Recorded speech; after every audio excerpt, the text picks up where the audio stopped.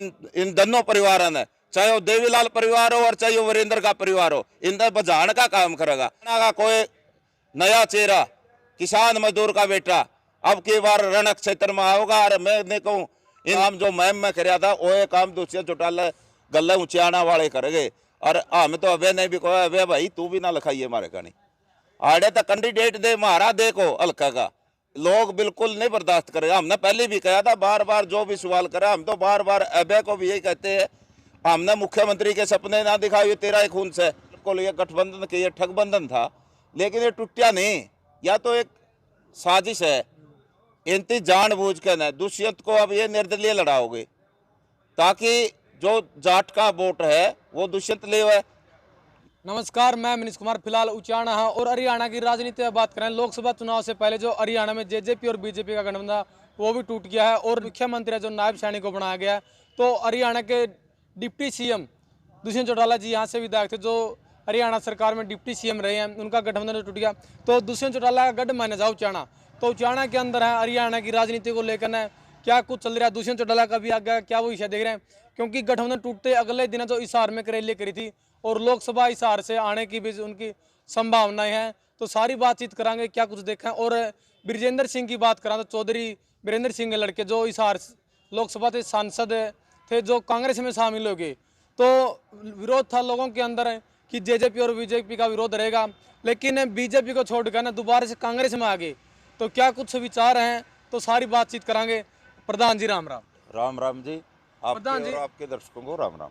प्रधान जी, लगातार यहाँ देखा करते जेजेपी और बीजेपी का विरोध गया कर दे कि इनको छोड़कर हम किसी को भी चुन लेंगे, लेकिन वही चाह रहे हैं जो पलटी मार गए कांग्रेस में आ गए। तो क्या कुछ भविष्य देखो आप चौधरी बीरेंद्र सिंह का, क्या कुछ उचाना की जनता का रुख है? देखिए, रुख तो जो चुनाव होगा उसी के बाद पता चलेगा, लेकिन ये काठ की हांडी बार बार नहीं चढ़ती। यहाँ पर जो हमने खिलाफत थी, जो विरोध प्रदर्शन था, वो जेजेपी और बीजेपी का भी था।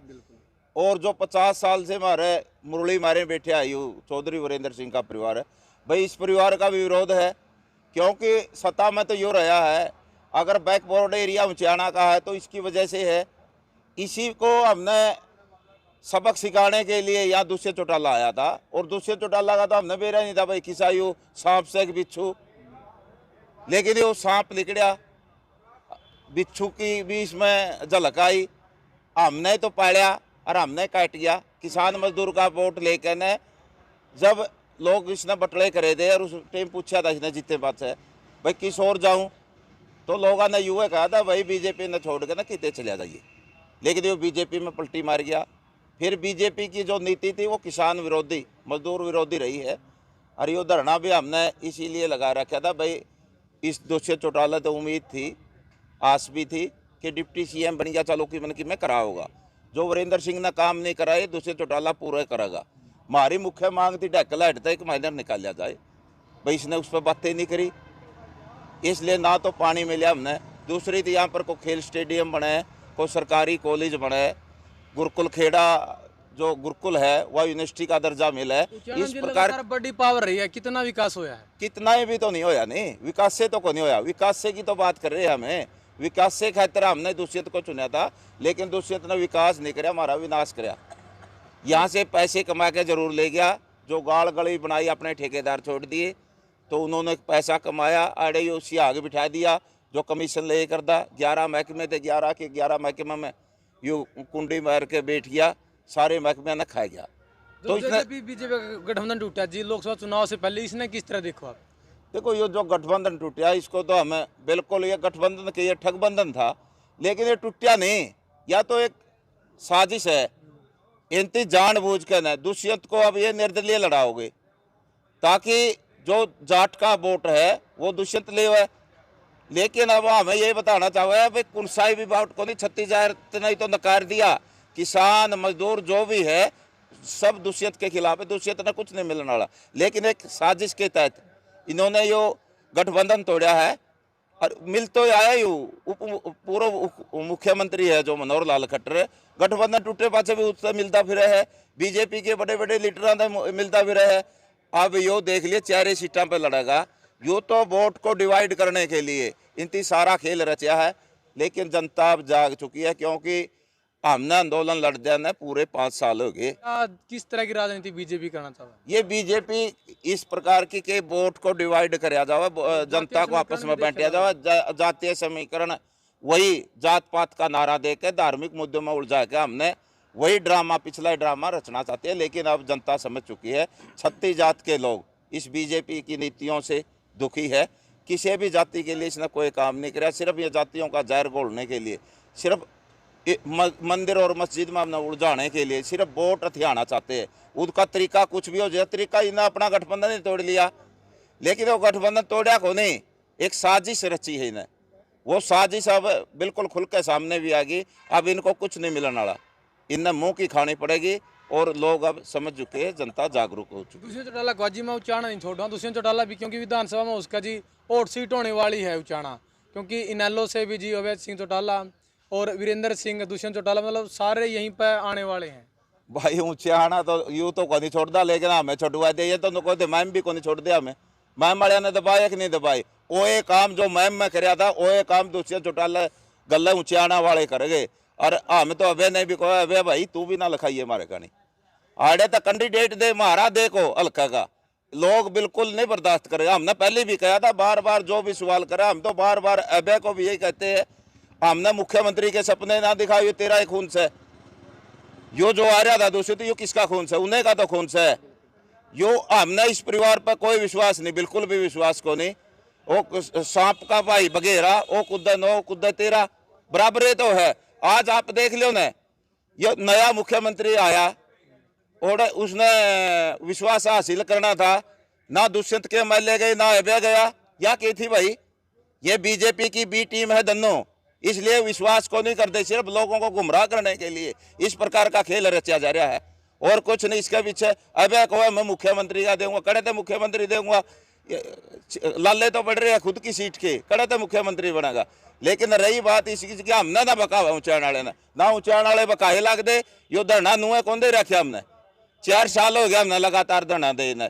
ऊंचाणा का कोई नया चेहरा, किसान मजदूर का बेटा अब की बार रण क्षेत्र में आओगा। और मैं नहीं कहूँ इन दोनों परिवारों ने, चाहे वो देवीलाल परिवार हो और चाहे वो वीरेंद्र का परिवार हो, इनने बजान का काम करेगा। हमने तो शपथ ले रखी है और हमने जो थे नहीं, अब बिल्कुल हमने तैयार कर रखा नया, और रोड मैप नहीं तैयार करे है। दिल्ली गए थे, हमें रोड मैप तैयार करके गए थे ना, तो हमने पुलिस रोक के नहीं दी, और रोड मैप हमने बना रखा है। कोई किसान मजदूर का बेटा अगर रण में होगा और वो जीत हासिल करेगा, दोनों परिवार दबाने की कोशिश करेंगे हमें। और हमें अगर कोई बाहर का गया जे, उसका तो काला मुंह करके गद्दा पे बिठा कर चक्कर भी कटा हो गया। हमने यार रणनीति भी बना रखी है, लेकिन कोशिश ना करियो अड़े तक मारे ऊंचाना का कोई भी आओ, ऊंचाने में माँ बालक जामना को नहीं छोड़ रखी, आड़े कभी आदमी एमएलए बन सके है। कोई जरूरी को नहीं है 200-200 किलोमीटर था हमारे ऊंचाना की धरती पे कोई अबे सपने दिखा हुआ है, कोई दूसरे सपने दिखा, कोई और आया कहने सपने दिखा हुआ। हमारा अपना बीच का अगला विधायक होगा। लेकिन लोकसभा की बात करें जी, लोकसभा की दुष्यंत चौटाला जी उसका इशारा चुनाव लड़ा है, तो लोकसभा में किस तरह देखो आप? लोकसभा में दुष्यंत पे केस है, पल्ले तो कोई कुछ है। वो परिवार उसकी दादी ने क्या कहा था, भाई मेरे अर्थी पर न लागिए, उसका दादा ने नकार दिया, उसकी दादी ने नकार दिया, उसके परिवार ने नकार दिया। ये नकारे और दुत्कारे हुए लोग हैं। अब काट की हांडी बार बार नहीं चढ़ती। पाछा हमने विश्वास कर लिया था, एमपी भी बनाया और विधायक भी बनाया, लेकिन खरा नहीं उतरा। अब लोगों ने नकार दिया। इब तो जो आड़े तो लड़ागा जी, जूते जूत खाने बाकी रह रहे और वो जूत मारने की हमें हिम्मत रखे है। बीजेपी भी 400 पार की बात कर रहा है, खबरें चल रही है अब की बार 400 पार। मैं कहूँ 40 भी को नहीं आंधी बीजेपी की, सिर्फ प्रचार है। वो प्रचार किसका? मीडिया का प्रचार है। अगर सही तरीके से इलेक्शन लड़े, बीजेपी ने काम तो को नहीं कराया। अब किसानों ने देखना है दिल्ली के अंदर जो रामलीला ग्राउंड, किसी भी पार्टी पे बिना कुर्सी ला के भी बड़ी मुश्किल से गैदरिंग ओवर ही करता, लेकिन किसानों ने वो ठाडा ठोक दिया बिना कुर्सी। और पानी भी छोड़ लिया सरकार ने, उकड़ू बैठ गए। वही उकड़ू ही सरकार ने बिठाने का काम करे, या बीजेपी सरकार हमने उकड़ू बिठानी है। 23 मार्च को विरोध दिवस भी मनाना है और इस बीजेपी को भगाना है। जी, जो हरियाणा की राजनीति जी फिलहाल फेरबदल हुआ है, उसको लेकर क्या कहोगे आप? हरियाणा की राजनीति में हर चुनावी दल चुनाव के नज़दीक ये फेरबदल करता है। परंतु जनता ने इनको देख लिया, जिन्होंने भी फेरबदल किया है। किसान, मजदूर, शोषित, वंचित और गांव देहात में रहने वाला आदमी इनकी हर बात को समझने लगा। जिन्होंने गठबंधन किए, जिन्होंने गठबंधन तोड़े हैं,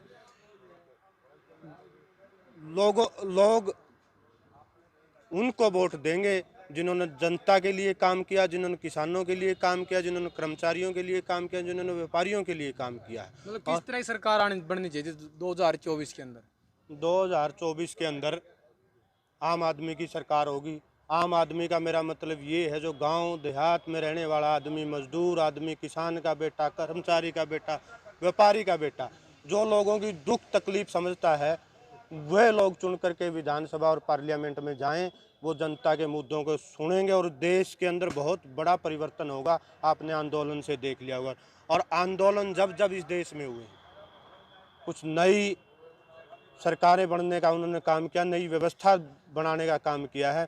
चाहे वो पिछले आंदोलनों का इतिहास उठाओ, हम तो यही चाहते हैं कि जो इस देश की व्यवस्था को बदलने वाले लोग इस देश में आएंगे और इस देश को शिक्षित और विकसित करने का काम करेंगे। चाहे वो कोई हो, चाहे किसान का बेटा हो, चाहे मजदूर का बेटा हो, चाहे व्यापारी का बेटा, उन लोगों को हम चुन करके भेजेंगे। तो बात करिए फिलहाल हरियाणा की राजनीति के ऊपर, जो लोकसभा के चुनाव है जो आने वाले हैं, होने वाले हैं, और आज ही है जो आचार संहिता लग सकती है 3 बजे तक।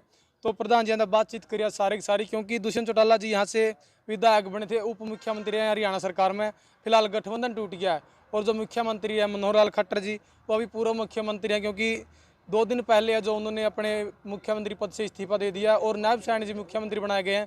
तो फिलहाल क्या कुछ कहेंगे आप? क्या कुछ बीजेपी जेजेपी का जो गठबंधन था, क्यों वो टूटा है, क्या आपको लगा है, और आपने अपने विचार देने हैं, और 2024 में किस तरह की सरकार आप चाहो, आपने कमेंट में सारी बातें देनी है। तो मिलेंगे अगली वीडियो में। जय हिंद, वंदे मातरम।